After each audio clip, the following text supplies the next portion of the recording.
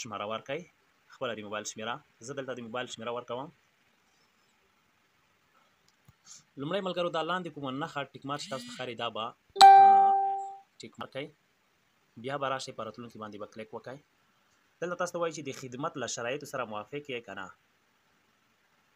دلته معلومات دا ټول به تاسو هغه کوي. یو ځل کارېدونکي کوډ او ټي پي سره ننوتل، دلته موږ په دې باندې کلیک وکړو. دلته موږ ته یو کوډ راځي او ټي پي.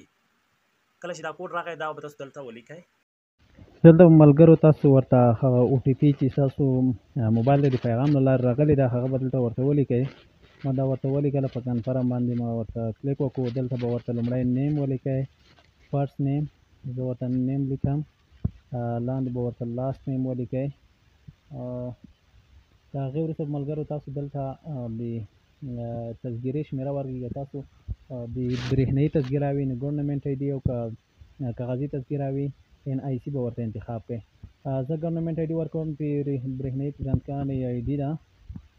دلته ورته د پیژندپاڼې شماره لیکم، لاندې ورته ډیټ اف برث لیکم. بیا ملګرو راځم په کنفرم باندې کلیک کوم.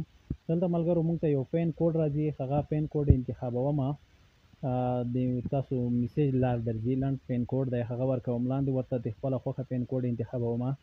کله چې ملګرو دا پین کوډ ورته انتخاب کړو بیا راځم په کنفرم باندې کلیک کوم. ملګرو تاسو ته به د ښه راغلاست یو میسیج درشي. له هغې وروسته په لسو دقیقو کې تاسو د کنګریچولیشن میسیج درشي. نو ملګرو دغه لنډه ویډیو که خوښه مې وي نو ملګرو سره هم شریکې کړئ. زموږ د یوټیوب چینل هم در سره سبسکرایب کړئ. تر بیا ښې چارې تر څو زه به خپله ځان ستاسو سره حاضرېږم. په هغې مې په لویه بخښونکي ذات سپارم.